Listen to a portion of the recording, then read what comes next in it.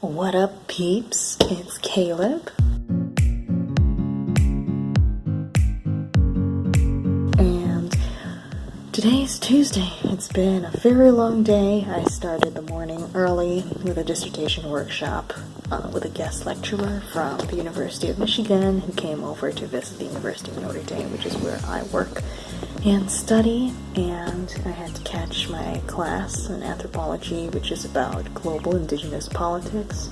And all throughout the day I was running errands, picking up print orders for my classes on Wednesday and Friday. Since I'm going to be teaching numbers, I wanted to do a really fun bingo game with my students tomorrow and also teach them a couple of songs, give them writing exercises regarding short stories that I'm going to give them on Friday that involve a lot of cultural lessons, stuff about social awareness. Even though it may be a Spanish 101 class, I definitely want to start introducing those kinds of themes that are related to Latin America and this contemporary post-colonial world as early on as possible, especially from the lens of Spanish-speaking media.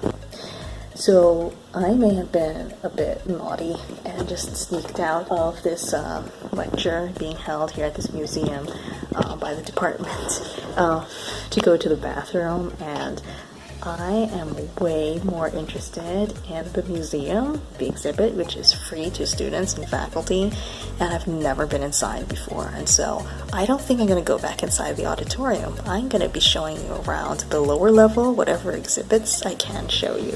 Take this as kind of like an impromptu vlog, just showing my candid reactions to everything that I see and possibly just moments of silence for some works of art.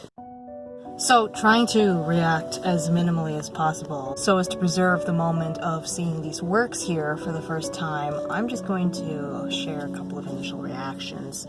As far as the medieval and early Renaissance period are concerned, I definitely see a recurring theme of colors, which, being somebody who's not an art major and has very limited academic and historical background in art history, I would hazard a guess as to say that had to do with the availability of paint materials at the time and techniques for mixing colors. But it's also very interesting to see how there were a couple of deviations from those standard color schemes, a lot of suddenly vivid strokes and works. And the stonework is very interesting too. I'm not sure if I captured it here on this video because of the museum guard kind of tailing me around, but there was a very, very fascinating collection of combs with intricate carvings of the birth of Christ and different scenes from the New Testament, particularly the Gospels,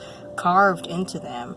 And it's so fascinating how well preserved the combs were, even with minimal loss of teeth. And some of them were made from ivory, some from various kinds of stone. And the fine plates and the way they were painted in intricate patterns was also a very eye-catching part of the exhibit.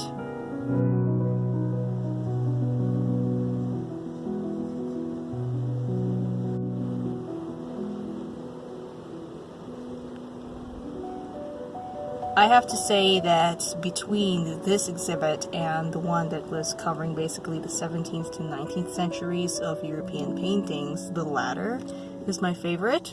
I am rather partial to the very large, imposing paintings with sweeping movement and lots of bold color and chiaroscuro. That is one word in Italian in art history that I do remember, which is kind of like a painting technique which involves high contrast with light and shadow, mostly with a very, very dark background, with pops of color, with the clothing and faces of the subjects.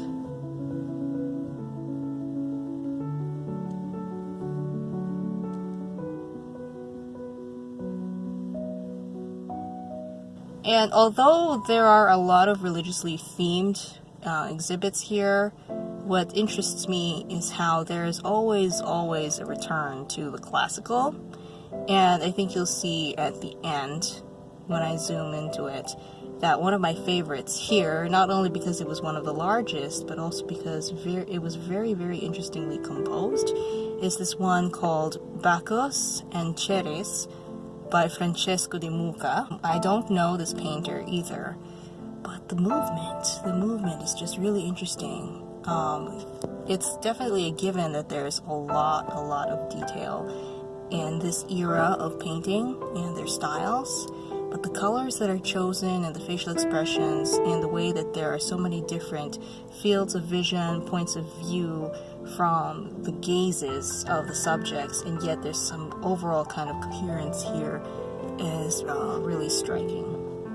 So I'm back from the museum with a very paltry kind of commentary that definitely reveals how uneducated I am in art history. But regardless of whether I'm educated or not in the history of what I'm looking at, I think it's undeniable that looking at museum exhibits, especially in solitude and in silence, is a very humbling and unique kind of experience.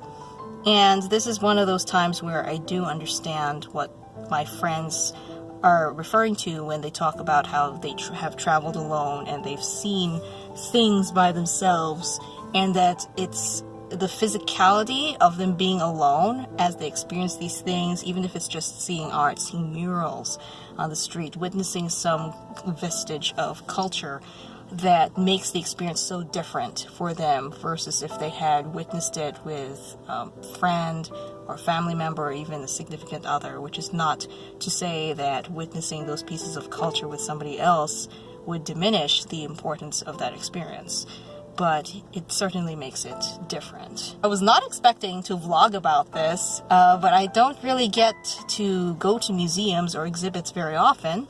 And I just really wanted to share that experience with you all because I felt like it would be a little bit special, perhaps. Maybe not necessarily for somebody viewing this who has seen many museum exhibits and knows a lot about art, but for others like me who have not seen these kinds of paintings, stonework, carvings, that sort of thing in a very long time, or at all. You know, naughty little me is saying one of these days when I want to skip out on a meeting or two, there is a zoo downtown, down the street from campus, which I am super curious to see and experience by myself. So if I ever do get around to going there before it gets too cold this semester, I'm definitely bringing you all with me. Well, that's all for now about my experience today. Peace out. I'm gonna go eat some leftover pizza and chocolate cake, and I'll see you all on the other side. Bye!